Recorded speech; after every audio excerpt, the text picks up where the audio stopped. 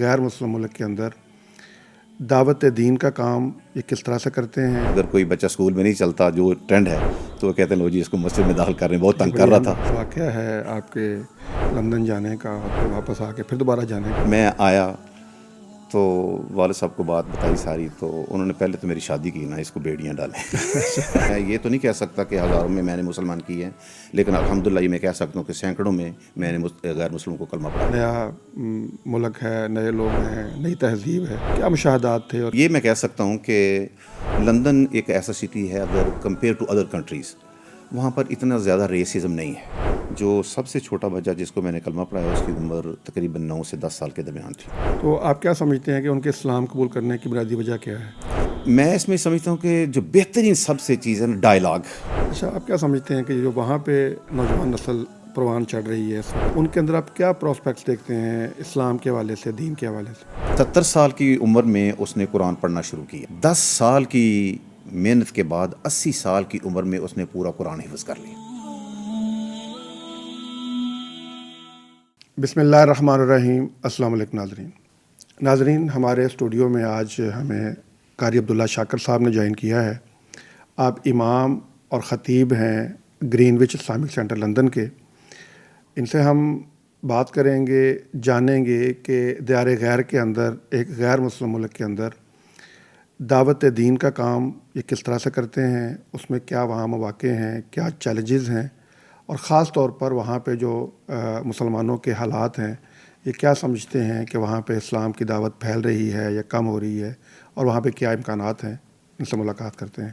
السلام علیکم ورحمۃ اللہ وعلیکم وبرکاتہ۔ السلام ورحمۃ اللہ قاری صاحب بہت شکریہ آپ کا، آپ تشریف لائے، آپ نے وقت دیا، اور ہماری بہت خواہش بھی ہوتی ہے اور کوشش بھی ہوتی ہے کہ ہمارے وہ علماء مشائخ جو کہ اور ممالک کے اندر جا کے دین کا کام کر رہے ہیں، جب بھی وہ یہاں تشریف لائیں پاکستان میں تو ہمارے اسٹوڈیو میں وہ تشریف لائیں اور ہم ان سے بات کریں، جانیں ان کے تجربات، مشاہدات، اور ظاہر بات ہے جو آپ کے وہاں پہ ایک عمر گزری ہے وہاں پہ کام کرتے کرتے۔ تو سب سے پہلے تو میں یہ جاننا چاہوں گا کہ آپ کا جو ابتدائی تعلیمی سفر ہے وہ کیسے گزرا، اس کے حوالے سے بتائیے۔ جی، میں پرائمری میں پڑھتا تھا تو یہ گجرانوالہ کی بات ہے، ہمارا گاؤں قاضی کوٹ تھا، تو میری والدہ تراویحوں پہ گئیں۔ اس وقت حافظ عبدالغفار ریحان جو ظفروال میں ہیں ان کا اپنا مدرسہ ہے، تو اس وقت یہ بالکل ینگ تھے۔ یہ میں بات کر رہا ہوں 1975-76 کی۔ تو میں 5ویں کلاس میں تھا تو والدہ نے ان کا تراویح میں قرآن سنا۔ اس وقت انہوں نے نیت کی کہ میں نے اپنے بچے کو حافظ قرآن بنانا ہے۔ میرے والد صاحب ہیڈ ٹیچر تھے اسکول میں، تو دونوں والدین نے یہ ارادہ کیا اور پرائمری کر کے انہوں نے گجرانوالہ جامعہ محمدیہ جو چوک نیائی ہے، یہ شہر کے اندر برانچ ہے، دوسرا جامعہ محمدیہ شہر سے آؤٹ سائڈ ہے جہاں پر درس نظامی کا کورس وغیرہ ہوتا ہے، تو وہاں پر میں حفظ کرنے کے لیے آ گیا۔ یہ 1977 کی بات ہے۔ 77 سے لے کے 80 تک میں نے الحمدللہ 4 سالوں میں قرآن حفظ کیا، دہرائی کی۔ پھر اس کے بعد 1981-82 میں نے 2 سال کا قرات کا کورس کیا۔ پھر والد صاحب مجھے دوبارہ لے گئے، کہہ رہے کہ چلیں اس کو دنیاوی اویئرنیس بھی ہونی چاہیے۔ 2 سال انہوں نے مجھے کہا کہ یہ 6ٹھی اور 7ویں کا آپ میتھ اور انگلش پڑھ لیں، آپ کو 8ویں میں داخلہ مل جائے گا کیونکہ آپ حافظ قرآن ہیں۔ تو 1 سال میں نے یہ دونوں مکمل کیے۔ پھر میں نے مڈل کی ماشاءاللہ تعلیم حاصل کی، اس میں نے اسکالرشپ لیا۔ اس کے بعد اسکول کے ٹیچر اصرار کرنے لگے کہ ان کو ہم نے سائنس کے سبجیکٹ جو ہے نا سلیکٹ کرنے، اس کے لیے یہ ذہین ہے اور اسکول کی نیک نامی ہوگی۔ تو میرے والد صاحب نے کہا کہ نہیں، میں چونکہ میرا پروگرام اس کو مدرسے میں داخل کرانے کا ہے تو اس کو فزکس کیمسٹری بیولوجی میتھ میں الجھا کے کیا ضرورت ہے اس کا ایک سر کھپانے کی۔ وہ کہنے لگے نہیں جی، بڑا ذہین بچہ ہے۔ تو ابو جی کہنے لگے کہ اگر ذہین ہے تو اس کو اسلام کی خدمت کرنی چاہیے، یہ نہیں کہ اگر کوئی بچہ اسکول میں نہیں چلتا جو ٹرینڈ ہے تو وہ کہتے ہیں لو جی اس کو مسجد میں داخل کر رہے ہیں، بہت تنگ کر رہا تھا تو چلو اس کو مدرسے میں داخل کر لیں۔ تو انہوں نے کہا نہیں، میرا مقصد مدرسے کی ایجوکیشن، دین کی مطلب ہے تبلیغ کے لیے میں نے اس کو وقف کرنا ہے، تو لہٰذا یہ آرٹس کے مضمون رکھے گا۔ بہرحال میرے ٹیچر بہت اچھے تھے، میں روزانہ اسکول میں تلاوت جو اسمبلی میں ہوتی کرتا تھا، پھر ترجمہ بھی پڑھتا تھا۔ تو میرے ایک انگلش کے ٹیچر تھے چودھری محمد علی صاحب، اللہ تعالیٰ ان کو جنت الفردوس میں جگہ عطا فرمائے، تو وہ مجھے ہمیشہ کہتے تھے بیٹا آپ پوزیشن لے سکتے ہو، مجھے ہمیشہ انکریج موٹیویٹ کرتے رہے۔ تو پھر میں نے گجرانوالہ بورڈ میں 2ری پوزیشن حاصل کی۔ ایف اے کرنے کے بعد والد صاحب نے کہا کہ کافی ہو گیا، اب تم خود پڑھ سکتے ہو، تو پھر مجھے جامعہ محمدیہ میں درس نظامی کے لیے انہوں نے داخل کرا دیا۔ پھر اس دوران میں نے پرائیویٹ BA کیا، پھر پنجاب یونیورسٹی کا الحاق تھا گورنمنٹ کالج کے ساتھ، وہاں پر میں نے ایم اے اسلامیت کی ریگولر کلاسز دی. پھر میں گجرانوالہ سے روزانہ بی ایڈ کرنے کے لیے ادھر کالج آف ایجوکیشن لاہور میں آتا تھا. پھر سروس کمیشن کا میں نے امتحان دیا تو میری تقرری as a lecturer Allama Iqbal college میں ہوئی. 3 مہینے میں نے پڑھائے اس کالج میں پڑھایا. اس کے بعد انگلینڈ سے اسپانسرشپ آیا کہ مدرس کی ضرورت ہے، تو پھر اللہ تعالیٰ مجھے وہاں لے گیا. یہ جولائی 96 کی بات ہے اور اب پورے 30 سال ہونے والے ہیں اگلے مہینے میں. تو میں وہ جو سینٹر ہے گرینج اسلامک سینٹر، اسی میں الحمدللہ ایز اے امام ایز اے خطیب اپنی سروسز جو ہے انجام دیا. میں چاہ رہا تھا کہ تھوڑا سا جو آپ کا یہ جو واقعہ ہے آپ کے لندن جانے کا اور پھر واپس آ کے پھر دوبارہ جانے کا، اس کے بعد ناظرین کو ذرا بتائیے. جی اس میں بڑا مجھے لگتا ہے بڑے سبق ہے اس کے اندر. ہاں جی، حافظ عبدالعظیم اسد صاحب جو دارالسلام کے مینیجر ہیں لاہور کی برانچ میں، تو جس وقت میں امام تھا جامعہ محمدیہ میں، یہ اس وقت وہاں پہ تجوید پڑھ رہے تھے. تو ماشاءاللہ بڑے اچھے اس وقت اسٹوڈنٹ بھی تھے، عزت احترام بھی کرتے تھے. تو اسپانسرشپ کسی اور کے لیے آیا تھا، تو انہوں نے مجھے کہا قاری صاحب ایک موقع ملا ہے تو آپ کا کیا پروگرام ہے؟ میں نے کہا ٹھیک ہے، اگر ان کو ضرورت ہے وہ نہیں جا رہے تو ٹھیک ہے. نذیر احمد سبحانی اللہ تعالیٰ ان کو جنت الفردوس میں جگہ عطا فرمائے. ان کے بھائی ادھر ہوتے تھے ہیلی فیکس کی برانچ میں. تو میں نے اپنے سارے کاغذات ان کو دیے، انہوں نے وہاں پر جا کے میری ساری یہ CV دکھائی. تو ان نے کہا الحمدللہ ٹھیک ہے، دینی دنیاوی ایجوکیشن ہے.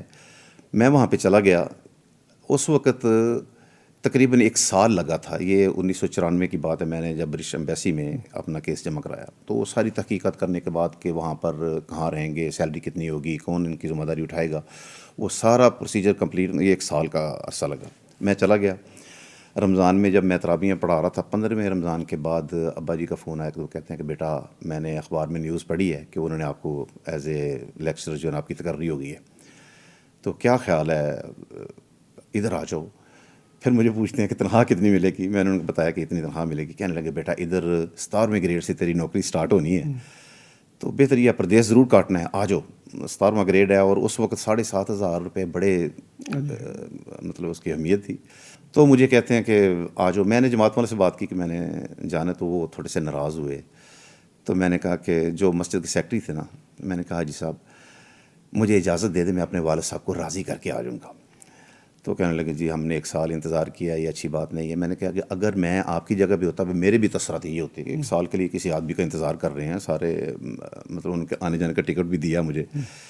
تو لیکن میں نے جو دین پڑھا اس کا تقاضا یہ ہے کہ میں اپنے والد صاحب کی بات مانوں، تو مجھے جانے دے میں آ جاؤں گا. لیکن وہ ان سائڈ جو ہے نا وہ تھوڑا سا غصہ ہو گیا ہے. بہرحال میں آیا تو والد صاحب کو بات بتائی ساری. تو انہوں نے پہلے تو میری شادی کی نا، اس کو بیڑیاں ڈالیں پہلے شادی اور اپنی نوکری جوائن کرے. میں نے سروس جوائن کی، 3 مہینے پڑھایا. جب گرمیوں کی چھٹیاں ہونے لگیں تو میں نے والد صاحب سے کہا کہ ادھر دین کی خدمت کے زیادہ مواقع ہیں. ادھر تو ہمارے پاکستان میں ماشاءاللہ کافی کثرت سے علماء ہیں، تو غیر مسلم کنٹری ہے تو مجھے وہاں پر مواقع زیادہ اور سہولت بھی ہے، اتنی مشقت نہیں ہے، تو آپ مجھے اجازت دے دیں. تو کہنے لگے آپ کو کس نے روکا؟ میں کہا جی. کہنے لگے کہ جس دن تو میری بات مان کے آ گیا تھا نا، تو میرا سر فخر سے بلند ہو گیا تھا. لوگ اتنے زیادہ پیسے خرچ کر کے لاکھوں اور اپنی جان مشقت میں ڈال کے جاتے ہیں، تو نے میری آواز پہ لبیک کیا تو آ گیا. میں اسی دن ارادہ کر لیا تھا اگر یہ مجھ سے پوچھے گا، شرط یہ تھی کہ پوچھے گا تو میں نے اسے روکنا نہیں. تو میں نے کہا ابا جی واقعی کہ ہاں. پھر میں دوبارہ الحمدللہ واپس لندن چلا گیا. تو یہ بریڈ فورٹ کے پاس ہے ہیلی فیکس ایک جگہ، وہاں پر پہلے میں گیا تھا. پھر میں لندن آ گیا. تو ان شارٹ یہ ہے کہ اپنے والد صاحب کی بات ماننے سے اور ان کی فرما برداری کرنے سے جتنی میری سیلری وہاں پہ تھی وہاں سے ڈبل میری لندن میں سٹارٹ ہو. کا صاحب یہ ماشاءاللہ بڑا ایک لمبا سفر ہے. آپ نے ظاہر بات ہے جامعہ محمدیہ سے پڑھا، اس کے بعد پھر وہاں پہنچے. شادی کا مرحلہ کیسے ہے؟ جیسے آپ اتفاقیہ والد صاحب کا پہلے شادی کرنی ہے، تو وہ ذرا واقعہ شادی کا بھی ذرا بتائیے. شادی کا یہ تھا کہ ہماری منگنی تو ہوئی تھی، ابا جی نے بات چیت کی تھی. شیخ الحدیث مولانا محمد عبداللہ مرحوم رحمہ اللہ تعالیٰ جو مرکزی جمعیت الحدیث کے امیر تھے، اس وقت بڑا نام تھا. ریلیٹو تو ہم پہلے ہی تھے، شادی کے بعد میری رشتہ داری نہیں ہوئی، تو ابا کے ساتھ ان کا تعلق بھی کافی تھا. تو چونکہ میری ساری ایجوکیشن ان کے زیر سایہ ہوئی ہے الحمدللہ دینی دنیاوی، تو پھر ایک مرحلہ ایسا ہے کہ ابا جی نے سوچا کہ کیوں انہوں نے مولانا صاحب سے پوچھا جائے. تو اس وقت ایک بڑی شغل کی بات بھی ہوئی. تو وہ آئے تو کہنے لگے جی میرا دل چاہتا ہے کہ آپ عبداللہ کو اپنا بیٹا بنا لیں. تو وہ تھوڑا سا اونچا سنتے تھے تو کہتے ہیں کیا بات ہے, اس کا کیا مطلب ہے؟ میرا مطلب ہے کہ آپ عبداللہ کو اپنا بیٹا بنا لیں. تو پنجابی میں کہتے ہیں اگے نہیں کسی دا. تو انہوں نے کہا کہ نہیں, میں رشتے کے لیے آیا ہوں. تو پھر بات چیت کی تو الحمدللہ پھر ہمارا نکاح ہو گیا. پھر رخصتی میری جب میں انگلینڈ سے آیا نا, تو اس وقت والد صاحب نے کہا کہ اس کا شادی کرتے ہیں, تو اس کو ادھر سیٹل ڈاؤن کرتے ہیں کہ یہ شادی کر لیں. ہاں جی, یہ واپس نہ جا سکے نا جی. اس کے بعد شادی کے بعد پھر وہ اہلیہ ادھر رہیں اور آپ چلے گئے؟ میں 96 میں چلا گیا. پھر جانے کے بعد پھر ان کے لیے اپلائی کیا. تو یہ نومبر دسمبر 97 میں وہاں پر چلی گئی تھی. یعنی ایک سال کے اندر اندر ایک سال چلی گئی تھی. پھر میرے بچوں کی پیدائش ادھر ہی ہوئی ہے وہ سارے. اچھا, یہ مطلب کہ بڑا اہم سوال ہوتا ہے کہ آپ کی جہاں پہ سرکاری جاب ہو گئی, جیسے والد صاحب نے فرمایا دستار میں گریڈ کی, اور پھر ظاہر بات ہے پاکستان کے اندر اس زمانے میں سرکاری جاب ہونا بڑی بات تھی. تو آپ نے اس کا انتخاب کیوں کیا کہ میں دوبارہ جو ہے نا جانا چاہتا ہوں اور وہاں پہ رہنا چاہتا ہوں؟ ہاں, یہ بڑی اہم بات ہے. اصل میں ذہن میں ایک یہ تھا کہ جب میں وہاں پہ رمضان میں رہا اور باہر نکلا, دیکھا ساری صورتحال, اب تو حالات کافی بدل گئے ہیں. بہت زیادہ اویئرنیس ہو گئی ہے میڈیا کے ذریعے, پیس ٹی وی کے ذریعے, اور ڈاکٹر ذاکر نائک کے ماشاء اللہ اللہ تعالیٰ ان کو لمبی عمر عطا فرمائے. تو وہ جدت آتی گئی, مطلب اب آسانی ہے کافی. لیکن اس وقت جو ہے نا ہر طرف جب میں دیکھتا تھا, باہر جاتا تھا, تو چند جو پاکستانی کمیونٹی کے لوگ تھے وہ نظر آتے تھے.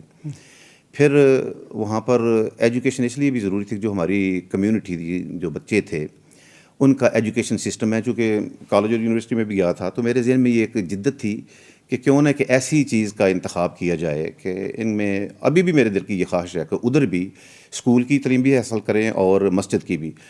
والدین کیا کرتے ہیں کہ بچوں کو الگ ٹیوشن اسکول کی پڑھاتے ہیں, پھر مسجد کی پڑھاتے ہیں. تو مسجد کی چھت میں یہ ساری اگر سہولتیں مل جائیں تو بہت زیادہ فائدہ ہے. تو زیادہ انتخاب اس لیے تھا کہ غیر مسلم کنٹری میں اگر کوئی بھی ایک مسلمان ہو جاتا ہے اور بچوں کو یہ مواقع ملتے ہیں, تو یہ مطلب دینی لحاظ سے بھی اور آخرت کے لحاظ سے بھی بڑی اہمیت کے حامل ہوگی. اور الحمدللہ پھر میں نے دیکھا ان 30 سالوں میں کتنے زیادہ لوگ, میں یہ تو نہیں کہہ سکتا کہ ہزاروں میں نے مسلمان کیے ہیں, لیکن الحمدللہ یہ میں کہہ سکتا ہوں کہ سینکڑوں میں نے غیر مسلموں کو کلمہ پڑھایا ہے الحمدللہ. اچھا, چلتے یہ فرمائیے, جب آپ شروع میں گئے آغاز میں, ظاہر بات ہے نیا ملک ہے, نئے لوگ ہیں, نئی تہذیب ہے, تو کیا مشاہدات تھے اور کیا مشکلات تھیں آغاز میں؟ شروع میں جب میں گیا تو ایک تو ایڈوانٹیج یہ تھا کہ ہماری اپنی کمیونٹی تھی, اتنی زیادہ کمی محسوس نہیں. ہماری بنگلہ دیشی کمیونٹی, پاکستانی اور انڈیا کے مسلمان بھی ماشاءاللہ. لیکن سب سے زیادہ جو پلس پوائنٹ تھا نا, جو میں نے بہت زیادہ لوگوں سے محبت حاصل کی یا انسیت زیادہ پیدا ہوئی, ہمارے ریگولر ورشپ کچھ صومالیہ کے, کچھ افریقہ کے مسلمان تھے, اور پھر عرب کنٹری کے بھی. تو ان کے ساتھ میرا دل تو لگا رہا. لیکن جب باہر جاتے تھے یا سٹی کی طرف جاتے تھے تو لوگوں کا رویہ ذرا مختلف ہوتا تھا, اور میں زیادہ شلوار قمیض میں ہی رہا ہوں. لیکن یہ میں کہہ سکتا ہوں کہ لندن ایک ایسا سٹی ہے, اگر کمپیئر ٹو ادر کنٹریز, وہاں پر اتنا زیادہ ریسزم نہیں ہے. ان کو پتہ ہے کہ یہاں پر ملٹی کلچرل سوسائٹی ہے. لیکن شروع میں یہ ڈر خوف تھا, لیکن آہستہ آہستہ ایک سال کے اندر یہ ساری چیزیں پھر کمیونٹی میں مل گئے, اور وہاں پر اپنی ایشین شاپیں, دوسری شاپیں, ملنا جلنا, وہاں پر یہ چیز جو ہے نا وہ انہوں نے ایز اے سوسائٹی اس کو ایکسیپٹ کیا ہوا ہے کہ یہ ملٹی کلچرل سوسائٹی ہے.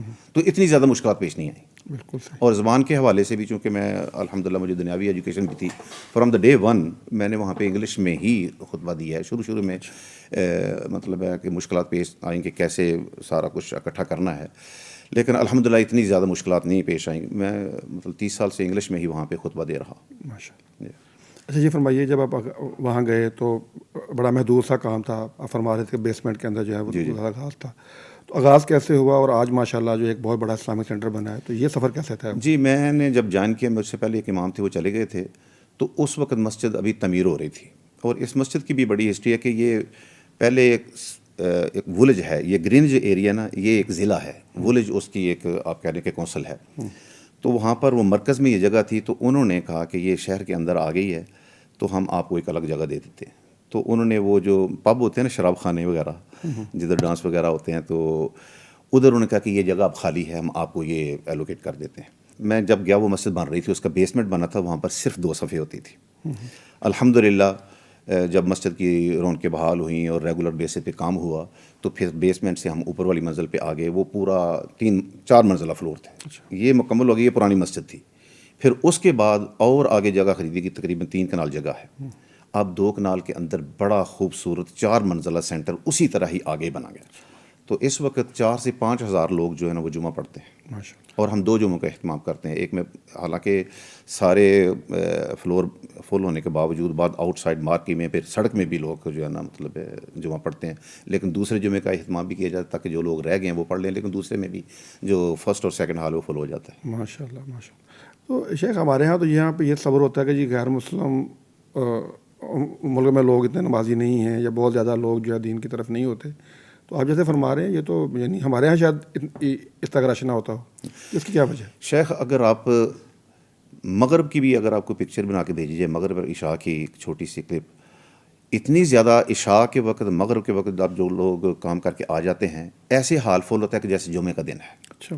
اور اس میں زیادہ تر جو ہے نا یوتھ ہوتے ہیں. یہ بڑا ہی اللہ کا فضل ہے کہ ہم لوگ یہ سمجھتے ہیں کہ وہ فری کنٹری ہے، بڑی آزادی ہے، لیکن اس ماحول میں رہتے ہوئے داڑھی رکھنا اور جبہ پہننا اور باقاعدہ مسجد میں آنا، یقین جانیں یہ ساری کی ساری یوتھ ہے. اور یہ یوتھ جو ہے جو ماشاء اللہ اب ہمارے اسٹوڈنٹ ہے، کوئی ڈاکٹر بن گیا، انجینئر بن گیا، اکاؤنٹنٹ بن گئے اور دین کی خدمت بھی کر رہے ہیں. یہ بچے بہت زیادہ سبب بن رہے ہیں غیر مسلموں کو مسجد میں لانے میں. جو سب سے چھوٹا بچہ جس کو میں نے کلمہ پڑھایا اس کی عمر تقریباً 9 سے 10 سال کے درمیان تھی. تو یہ جو ہمارے بچے اسکول میں جاتے ہیں ان کی وجہ سے ہوئے. اس طرح کالج اور یونیورسٹی میں اور جو لوگ کام کرتے ہیں ان کے ساتھ میل ملاقات ہوتی ہے، پھر وہ مسجد میں آتے ہیں، پھر ان کو بتاتے ہیں. کئی لوگ تو پہلے ہی تیار ہوتے ہیں کلمہ پڑھنے کے لیے، تو وہ اسلام قبول کرنے کے لیے تیار ہو جاتے ہیں. تو آپ کیا سمجھتے ہیں کہ ان کے اسلام قبول کرنے کی بنیادی وجہ کیا ہے؟ میں اس میں سمجھتا ہوں کہ جو بہترین سب سے چیز ہے نا ڈائلاگ جو ہے نا یہ بہت ضروری ہے. جب یہ لوگ ملتے ہیں ان سے بات کرتے ہیں، اور سب سے اہم ترین چیز انسان کا اپنا کردار، جب وہ اپنے کلیگ کے ساتھ کام کر رہا ہے اس کا بیہیویئر، اخلاق اور مینرز کیسے ہیں دوسروں کے ساتھ، یہ چیزیں بھی امپریس کرتی ہیں. پھر وہ اپنی ورک پلیس پہ اپنے مینیجر سے ریکویسٹ کرتے ہیں، نماز بھی پڑھتے ہیں. پھر وہ یہ دیکھتے ہیں کہ یہ نماز مس نہیں کرتے. پھر اس چیز سے متاثر ہو کر بھی وہ بعض کا وہ پوچھنا شروع کرتے ہیں آپ کیوں ایسے کرتے ہیں. پھر اسپیشلی رمضان کے وقت بھائی یار ہم لوگ کھا رہے ہیں، لنچ کر رہے ہیں، انجوائے کر رہے ہیں، آپ کچھ نہیں کھاتے.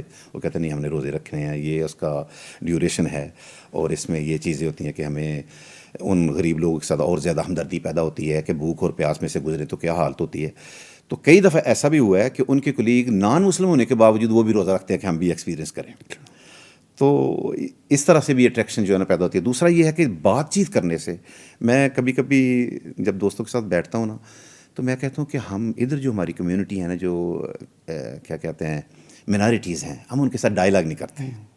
اگر ہم ان کے ساتھ بیٹھے ڈائلاگ کریں، جس طرح ہندو ہیں، عیسائی ہیں، دوسرے مذہب ہیں، ڈائلاگ کرنے سے، ان کے پاس بیٹھنے سے، بات کرنے سے، یہ بھی ایک وے ہے کہ یہ لوگ اسلام کی طرف جو ہے نا راغب ہوں گے یا ان کے اندر دلچسپی پیدا ہوگی. اور اس میں یہی سبب ہے. اسٹوڈنٹ سے لے کے جو ورکر کلاس ہے وہ جب ڈائلاگ کرتے ہیں، بیٹھتے ہیں، ڈیفرینٹ پروگرامز میں ان کو بلاتے ہیں.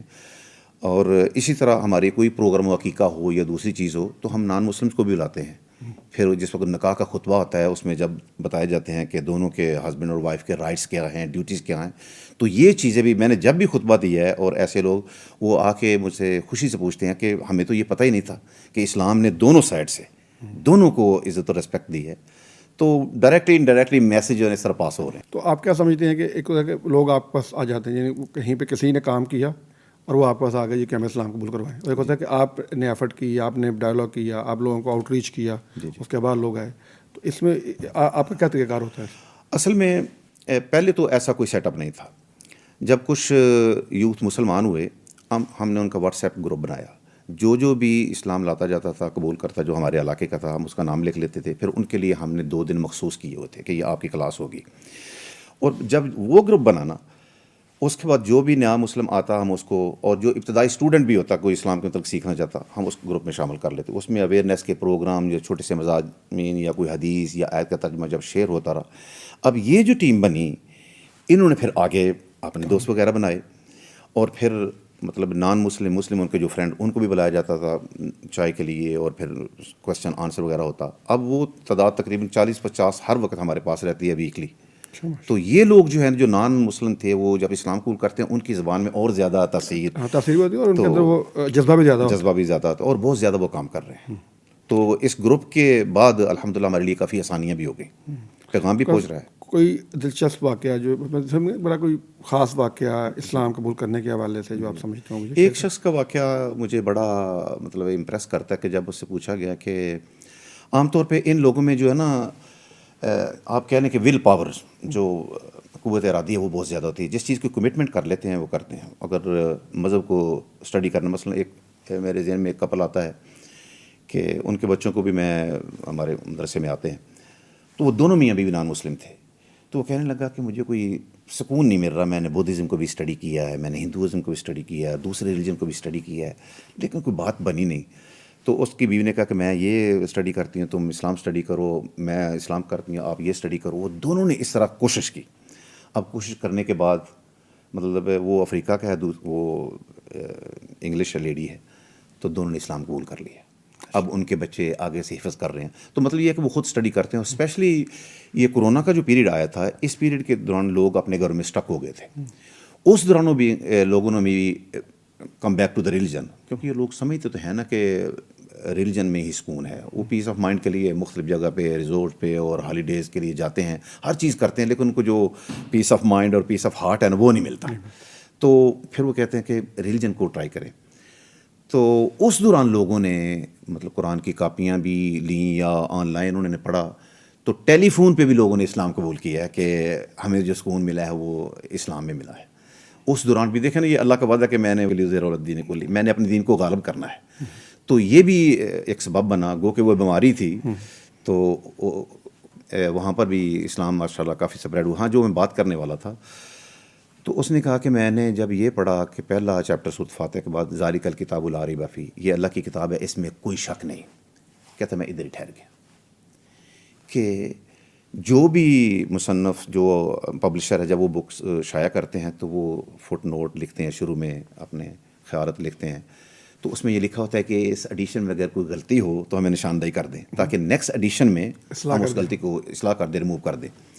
تو میں کہنے لگا کہ دیکھیں 1400 سال پہلے اللہ کے رسول صلی اللہ علیہ وسلم پہ یہ قرآن نازل ہوا, تو اب تک اس میں کوئی چینج نہیں آئی, کوئی اس میں غلطی نہیں آئی, کوئی ڈاؤٹ نہیں, یہ جو ہے نا لا ریب فیہ, اس میں کوئی شک نہیں.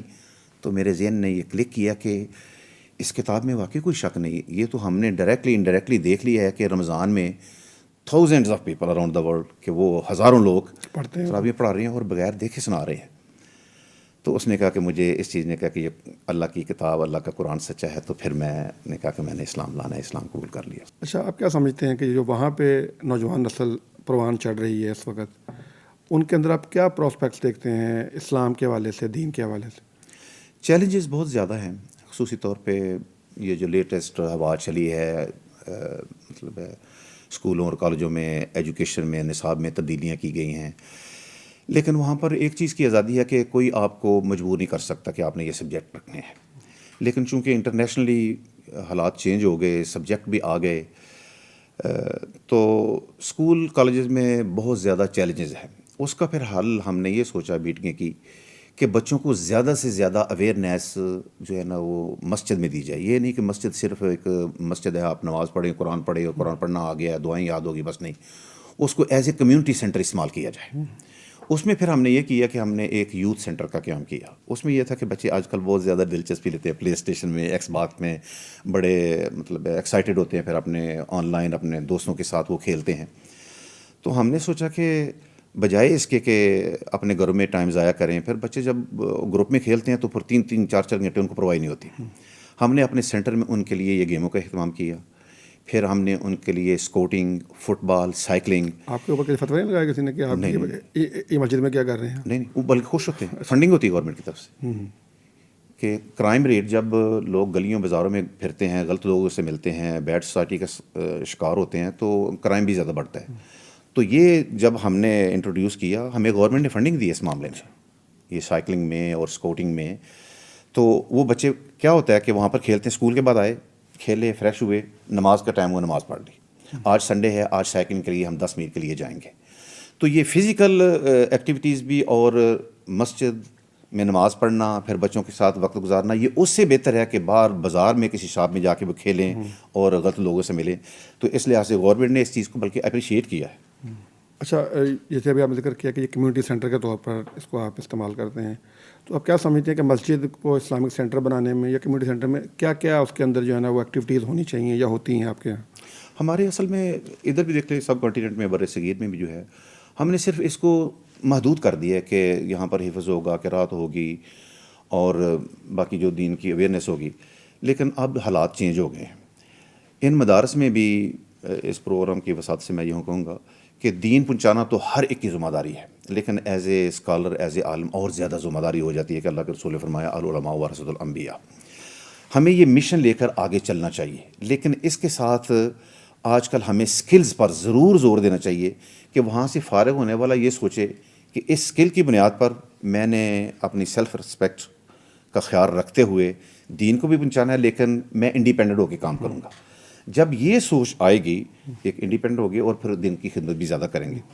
تو یہ چیز بھی ساتھ ساتھ چلنی چاہیے. اور اسپیشلی طور پہ جو مسجد کی انتظامیہ ہیں، یہ اگر وہ دیکھیں کہ اس شخص کے اندر یہ پوٹینشیل ہے کہ یہ کر سکتا ہے ایسے، اس کو انکرج کریں کہ ٹھیک ہے آپ اپنا ٹائم پورا دے رہے ہیں، خطبہ دے رہے ہیں یا نماز پڑھا رہے ہیں، اس کے بعد رادر دین کہ آپ 4-5 گھنٹے اپنے کمرے میں سو جائیں، ظہر پڑھا رہی ہے، اس کے بعد آرام کیا، عصر پڑھا لی، نہیں، آپ اپنے کام کریں. یہ ان کی انکرجمنٹ بھی انتظامیہ کی بہت زیادہ ضروری ہے. جب یہ انڈیپینڈنٹ ہو گئے تو پھر جس طرح کا عام یہ ٹائٹل ملتا ہے جی بس یہ مولوی ہے اور ہم پر ڈیپینڈنٹ ہے، تو میں سمجھتا ہوں کہ یہ اور زیادہ مواقع بنیں گے. دوسرا یہ ہے کہ مسجد اور مدرسہ، آپ جانتے ہیں کہ جو ہسٹری اللہ کے رسول صلی اللہ علیہ وسلم کی، وہاں پر ہر چیز ہوتا تھا. وہاں پر مطلب پریکٹس ہوتی تھی، جنگ کی تیاری ہوتی تھی، وہ ایک فارن آفس بھی تھا، مطلب ایک کمیونٹی سینٹر بھی تھا وہاں پر، باقاعدہ گیمز وغیرہ فزیکل جس میں وہ اسٹرانگ ہو، یہ ساری چیزیں ہوتی تھی. تو ہم لوگ نے بھی اسی طرز پہ کوشش کرتے ہوئے وہاں پر ہمارے کئی سینٹر ایسے ہیں جہاں پر ہماری جو عورتیں ہیں ان کو انگلش سکھانے کے لیے باقاعدہ کلاسز ہوتی ہیں. گورنمنٹ اس کی باقاعدہ فنڈنگ کرتی ہے، آپ اپنا جتنا زیادہ مطلب مہیا کرتے ہیں. پھر اور بھی کئی ایسی چیزیں ہماری کوشش ہوتی ہے کہ ہم کمیونٹیز میں سے جو لوگ پڑھے لکھے ہیں ان کا ایک گروپ بنایا جائے، پھر وہ اپنا اپنا ٹائم دیں. تو یہ ساری چیزیں سینٹر میں ہوتی ہیں، صرف ہم نے نماز تک محدود نہیں کیا یا قرآن کی کلاس تک محدود نہیں کیا. تو ایز اے کمیونٹی سینٹر بہت زیادہ کام ہو رہا ہے. اور اس میں سب سے اسٹرانگ چیز جو ہے نا، ہم نے لوکل کمیونٹی کے ساتھ اپنا ریلیشن شپ بڑا اسٹرانگ کیا. مثلا لوکل پولیس، ہم ان کو بلاتے ہیں کہ دیکھیں ہم یہ کر رہے ہیں، اور وہ اس چیز کو اتنا زیادہ اپریشیٹ کرتے ہیں کہ ہم دیکھتے ہیں کہ ان کی کتنی سپورٹ ہے کہ ہر رمضان میں ہماری مسجد کے باہر اور دیگر مساجد کے باہر 2-3 پولیس والے اور 2-3 اور ان کے انڈر جو کام کرنے والے ہیں، شہر کا مینٹین رکھنے والے لوگ، ایک اور ہے پولیس کے نیچے سروس، وہ مہیا کرتے ہیں باقاعدہ کہ مطلب ہے ہم لوگ آفٹر کریں گے، آپ تراویح پڑھیں. تو یہ سارا چیز ان کے ساتھ کمیونیکیشن کی وجہ سے آئی. ان کو باقاعدہ بتاتے ہیں کہ ہم اس طرح نماز پڑھتے ہیں جس طرح لوگوں کے ذہن میں تصور بنا ہوا ہے کہ پتہ نہیں مسجد میں کیا ہوتا ہے، جس طرح انٹرنیشنل میڈیا زیادہ پروپیگنڈا کرتا ہے. تو جب وہ یہ چیزیں دیکھتے ہیں، پھر جو لوکل آرمی ہے وہاں پر اگر کوئی مطلب ہے ہائی رینک آفیسر ہے، اس کو چائے پہ بلایا، بیٹھے، اور ہم اپنی عید کی نماز جو پڑھتے ہیں وہ وہاں کی چھاؤنی میں پڑھتے ہیں کیونکہ ان کے ساتھ ہماری کمیونیکیشن ہے، ہم کو بلاتے ہیں. تو یہ لوکل کمیونٹی جو ہے اگر وہ وہاں پر پالیٹکس میں آئے، جس طرح ہمارے ماشاء اللہ لوگ کافی حصہ لے رہے ہیں، تو یہ چیزیں بھی ایک سبب بنتی ہیں. جو ایک وہ گھٹن کا ماحول ہوتا ہے نا، وہ ختم ہو گیا. اور اہم ترین بات یہ ہے کہ وہاں پر بچوں کو اسکول کی ایجوکیشن میں ایک ریلیجس پیریڈ ہوتا ہے. اس میں یہ ہے کہ بچوں کو چرچ کی معلومات دیتے ہیں، گرودوارا کی اور ٹیمپل کی، اور مطلب ہر جو زیادہ یہی ہے کہ کرسچن، یہودی، ہندو، عیسائی، مسلمان، تو بچوں کو ریلیجس کے لیے وہاں کی سیر کراتے ہیں. پھر ہماری مسجد ساتھ کی ان کی اپوائنٹمنٹ بنتی ہے کہ جی ہم نے مسجد کا وزٹ کرنے کے لیے آنا ہے، ہماری یہ کلاس ہوگی، ہماری اتنی تعداد ہوگی. تو پھر ان کے لیے اسنیکس وغیرہ ڈرنک کا اہتمام کرتے ہیں. پھر جب وہ آتے ہیں ان کے سامنے جب ہم اذان دیتے ہیں کہ ہم اس طرح اذان دیتے ہیں، اس اذان کا مقصد کیا ہے، تو ان کو جب یہ بات سمجھائی جاتی ہے، پھر ہم نماز پڑھتے ہیں، پھر ہم روزہ کیوں رکھتے ہیں، حج کرنے کے لیے جاتے ہیں، کیوں جاتے ہیں. یہ ساری چیزیں جب ان کے ساتھ ایکسپلین کرتے ہیں، پھر وہ کویشچن کرتے ہیں. یہ تقریباً 90 منٹ سے 2 آور کا ٹائم ہوتا ہے. تو اس دوران پھر وہ پوچھتے ہیں. یہ بھی ایک ذریعہ ہے اسلام پھیلانے کا، اور یہ ان کی بڑی بات ہے. ہمیں اسکول میں بھی بعض کا بلایا جاتا ہے کہ جو اس طرح دوسرے مذاہب کو بھی بلاتے ہیں. تو یہ بھی ایک چیز ہے کہ جب وہ مسجد میں آ کے دیکھتے ہیں کہ جو ان کے ذہن میں یہ تصور تک میں کیا ہوتا ہے، تو یہ چیز بھی بہت زیادہ اسلام کو پھیلانے کا سبب بن رہی ہے. اور ایک بہت ہی شاندار، تقریباً 5-6 سال ہو گئے ہیں، ساری مساجد نے مل کے یہ طے کیا کہ ہمیں ایک اوپن ڈے رکھنا چاہیے. اس میں یہ ہوتا ہے کہ مساجد تو پہلے ہی اذان کے وقت یا نماز کے وقت 5 وقت کھلتی ہیں، لیکن اس دن اسپیشلی سنڈے کے دن ہم اناؤنسمنٹ کرتے ہیں کہ اس سنڈے کو ہماری مسجد کھلی ہوگی. پھر لوکل ایم پی اے یا ایم این اے یا میئر جو بھی میسر تو اس کے ساتھ کمٹمنٹ کر کے پھر وہاں لوگ آتے ہیں، لیفلیٹ پڑے ہوتے ہیں، قرآن پڑھے ہوتے ہیں، احادیث کی بکس پڑھی ہوتی ہیں، وہ آ کے دیکھتے ہیں انگلش ٹرانسلیشن میں، پھر کویسچن آنسر کرتے ہیں. پھر ہم نے اپنے اسٹوڈنٹ اور اپنے کولیگ وغیرہ تیار کیے ہوتے ہیں، کوئی ادھر بات کر رہا ہے، کوئی ادھر بات کر رہا ہے، جو پوچھ رہا ہے اس کا جواب دے رہے ہیں. تو اس چیز کا بھی جب وہ آتے ہیں پھر ان کو کھانا دیا جاتا ہے، ڈسکس ہوتی ہے. تو آپ کہہ سکتے ہیں کہ یہ بھی ایک ڈائلیکٹ کی صورت ہے اور کمیونیکیشن کی جو ایک صورت ہے. تو اس سے بھی بہت زیادہ فائدہ ہو رہا ہے. اس میں اگر موقع ہو تو کئی دفعہ پرائم منسٹر بھی آیا ہے، مختلف ہماری مسجد میں نہیں، مختلف جو بڑے سینٹر ہیں اور پرنس وغیرہ یا دوسرے ہائی جو رینک کے لوگ ہیں، مطلب اس دے میں ٹیلی کاسٹ ہوتا ہے کہ قیدیوں کے لیے بھی آپ کے کوئی اس طرح پروگرام ہوتے ہیں؟ جی یہ بھی ایک الحمدللہ میرے اللہ کا جو وعدہ ہے کہ دین پھیلے گا، لیظہرہ علی الدین کلہ، اللہ نے اس دین کو غالب کرنا ہے. اب دیکھیں کہ وہ جگہ جہاں پر کرمنلز سارے جمع ہیں، ان کو سزائیں ملی ہیں، اس میں مسلمان بھی ہیں، نان مسلم بھی ہیں، لیکن یہ پچھلے 10 سالوں سے یا 15 سالوں سے انہوں نے ہر مذہب کا لیڈر، مطلب چرچ کا جو ہے پادری وہ آئے گا، ہندو پنڈت آئے گا، سکھوں کا، اسی طرح مسلمانوں کا. یہ باقاعدہ گورنمنٹ کی نوکری ہے وہاں پہ جو خطیب کر رہا ہے، وہ وہاں جا کر جمعہ پڑھاتے ہیں، تراویح کا اہتمام کیا جاتا ہے. تو یہ چیز بھی جو ادھر قیدی ہوتے ہیں، جب مسلمان قیدی ان کے ساتھ ڈسکس کرتے ہیں یا ہمیں دیکھتے ہیں کہ یہ کر رہے ہیں، اور وہاں پر جب ان کو ٹائم ملتا ہے، مطلب 2 گھنٹے کا ان کو ٹائم دیتے ہیں، اب کھانا بھی کھانا ہے اور یہ کرنا ہے، تو وہ بھی آ کے ہم سے وہاں پر سوال جواب کرتے ہیں. تو جو ادھر مسلمان کہتے ہیں وہ بھی ایک سبب بنتے ہیں اسلام پھیلانے کو. اور وہاں پر ماشاءاللہ رمضان میں ایون کہ کچھ لوگ مسلمان نہیں بھی ہوتے تو وہ کہتے ہیں کہ میں اسلام سٹڈی کر رہا ہوں، میں مسلمانوں کے پاس بیٹھتا ہوں، تو اس کو اجازت دیتے ہیں، ٹھیک ہے آپ جانا چاہو روزہ کھول سکتے ہو، تراویح کی نماز جو دیکھ سکتے ہو.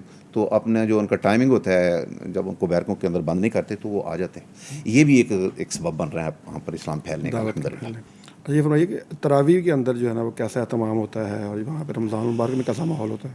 شروع میں جب میں گیا تھا تو اس وقت میں تھا اور ایک میرا ساتھی ہوتا تھا جو میرے ساتھ تراویح میں چلتا، لیکن اب الحمدللہ سینٹر چونکہ کافی بڑھ گیا ہے تو ہم کوشش کرتے ہیں کہ مختلف ملکوں سے یا جو ادھر موجود ہوتی ہیں ڈیفرنٹ آرگنائزیشن ہوتی ہیں وہ حفاظ کو بلاتی ہیں، مثلا مراکش سے آتے ہیں، سعودیہ سے آتے ہیں، کویت سے.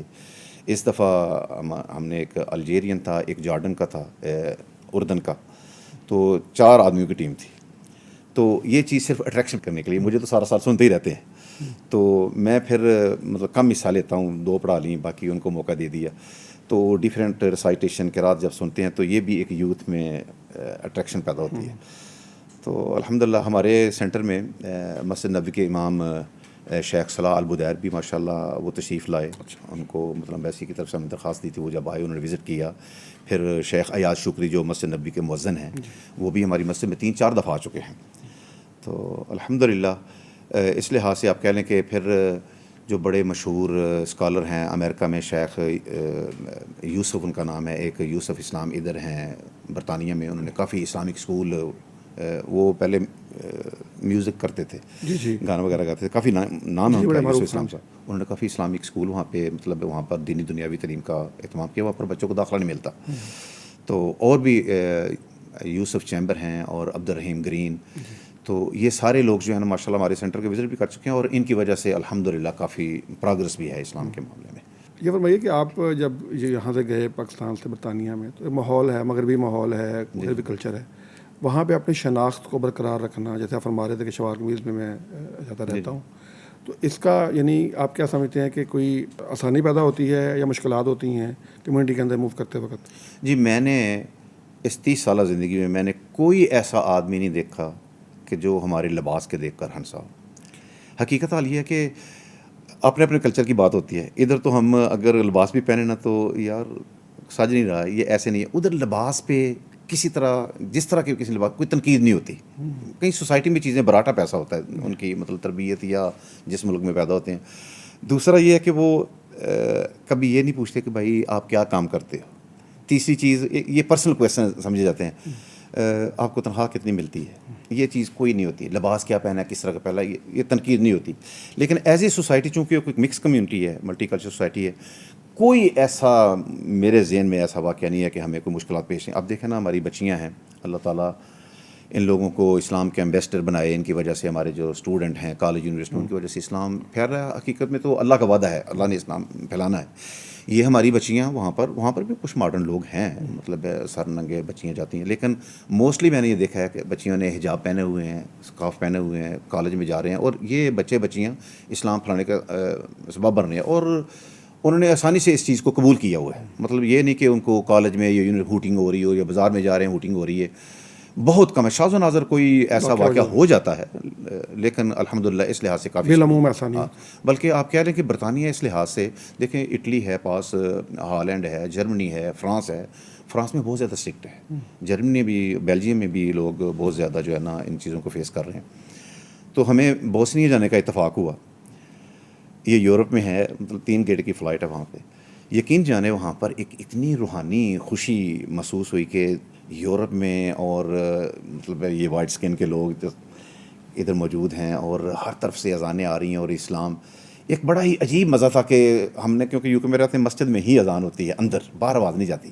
وہاں پر اسپیکروں پہ آواز سنی, ہم گروپ گئے تھے, تو ایک عجیب منظر تھا کہ 5 وقت کی اذانیں ہو رہی ہیں. آپ جو پوچھ رہے تھے نا کہ یوتھ دوسرے ملکوں کی بھی مطلب کافی مسجد میں آتی ہے, اس میں نے دیکھا البانیہ کی کمیونٹی ہے, شیخ البانی رحمۃ اللہ, آپ نے سنا ہے, ماشاء اللہ, اللہ نے ان کو کتنی عزت تکریم دی ہے, ان کی وجہ سے آج کتنے اسلام کے مسائل آسان ہو گئے ہیں. تو وہ بھی البانیہ کے علاقے میں گیا, البانیہ کا وزٹ بھی کیا میں نے. یہ ایسٹرن یورپ سارا الحمدللہ ہم گروپ کے ساتھ گئے ہیں, دیکھا ہے. تو وہاں پر اسلام کا کافی کام ہو رہا ہے, اب ریوائیو ہو رہا ہے, آپ کہہ رہے ہیں دوبارہ. تو یہ نوجوان جو ہے نا انہوں نے بہت متاثر کیا ہے کہ گرمیوں کے دن لمبے, راتیں بالکل چھوٹی, لیکن پھر بھی وہ مغرب, عشاء اور فجر میں حاضر ہوتے ہیں. اسی طرح افریقہ اور صومالیہ کی کمیونٹی, عرب کنٹری کے. تو وہاں پر ہمارے ایک پروفیسر ہیں, بڑی اچھی, انہوں نے ایک بات بتائی کہ کہتے ہیں کہ میں الجیریا کے ہمارے رہنے والی ہمارے محلے کی عورت تھی, 70 سال اس کی عمر تھی. تو اس نے ایجوکیشن حاصل نہیں کی تھی. ہم اردو بول سکتے ہیں لیکن اگر پڑھے نہ تو اردو نہیں آتی. تو اس نے کہا کہ میرے 70 سال گزر گئے ہیں, 70 سال کی عمر میں اس نے قرآن پڑھنا شروع کیا, سیکھنا شروع کیا. 10 سال کی محنت کے بعد 80 سال کی عمر میں اس نے پورا قرآن حفظ کر لیا. پھر اس کی آخری سرمنی جو قرآن مکمل کرنے کی سرمنی وہ مکہ میں ہوئی, وہ عمرہ کرنے گئی. یہ ہمارے ادھر پروفیسر ادھر لندن یونیورسٹی میں پڑھاتے ہیں, انہوں نے بتائی کہ یہ میرے اپنے گاؤں کا واقعہ ہے. عام طور پہ لوگ سمجھتے ہیں یار بچوں کو حفظ کرائیں گے, بچوں کو پڑھائیں گے, ہماری کون سی عمر ہے, 55 سال کے ہو گئے ہیں, 60 سال کے ہو گئے ہیں, اب ہمارے بچے پڑھیں گے. تو یہ ان کے لیے بھی موٹیویشن ہے, انکریجمنٹ ہے کہ جب آدمی ارادہ کر لے تو اس عمر میں اگر وہ ایک عورت کر سکتی ہے تو ہم کیوں نہیں کر سکتے. ہم عمرہ کے لیے گئے تو میرا پہلے عمرہ کر کے آ جاتے تھے, یہ چانس بنا کہ ہم غار ثور پہ جاتے ہیں. ہمارا جو گروپ ہے جو مدرسے سے فارغ ہوئے 28 لوگ تھے, ہم گئے اکٹھے. تو بڑی مشکل سے ہم وہاں پر پہنچے. جب ہم واپس آ رہے تھے تو ایک عورت ملی, تو وہ کہنے لگی کہ میں بھی جا رہی ہوں. میں کہ خالہ جان آپ نہ جائیں, بہت مشکل ہے, یہ کوئی ضروری نہیں ہے اوپر جانا, ٹھیک ہے ایک شوق ہوتا ہے, دیکھیں اللہ کے رسول کہاں گئے تھے. تو کہنے لگی پتر جے ابو بکر صدیق دی تیا آ سکتی سی ایتھے تے میں کیوں نہیں جا سکتی. اس کے یہ جو لفظ تھے نا کہ اگر اس دور میں وہ آ سکتی تھی تو میں کیوں نہیں جا سکتی, میں اپنے نبی کی محبت میں جاؤں گی. تو اس نے بڑا اس چیز کو مطلب متاثر کیا. تو بہرحال جو ہماری ادھر یوتھ ہے ان کا بڑا کردار ہے, اور الحمدللہ یہ ایک بڑی حوصلہ افزا چیز ہے. اور اسی وجہ سے جو اسلام کے دشمن ہیں وہ پلان بناتے ہیں کہ اگلے 10 سالوں میں 20 سالوں میں جس طرح یہ اسلام پھیل رہا ہے تو وہ سوچتے ہیں کہ کیا کرنا چاہیے. لیکن الحمدللہ یہ اسلام نے بڑا دوسرے مذاہب کو بھی اٹریکٹ کیا ہے کہ الحمدللہ یہ ایک ایسا دین ہے جو ایک محبت سکھاتا ہے, ہمدردی سکھاتا ہے. اور خصوص طور پر رمضان کے موقع پر ہمارے بہت زیادہ لوگوں کی یہ چیز جو ہے دوسرے ہمسایوں کا خیال رکھنا. رمضان کے جب کھانے بناتے ہیں, افطاری کراتے ہیں, ان کو بھی ویسے ہی بلا لیتے ہیں کہ آئیں آپ بیٹھیں ہمارے ساتھ. تو یہ ڈائلاگ کمیونیکیشن اس چیز کا بھی بہت زیادہ فائدہ ہو رہا ہے. شیخ یہ فرمائیے کہ آج کے سوشل میڈیا کے دور میں اور ڈیجیٹل میڈیا کے دور میں آپ کیا سمجھتے ہیں کہ ان ذرائع کو استعمال کرنا ضروری ہے, کرنا چاہیے, نہیں کرنا چاہیے؟ میں تو یہ سمجھتا ہوں کہ شیخ یہ اللہ کا بڑا فضل و کرم ہے.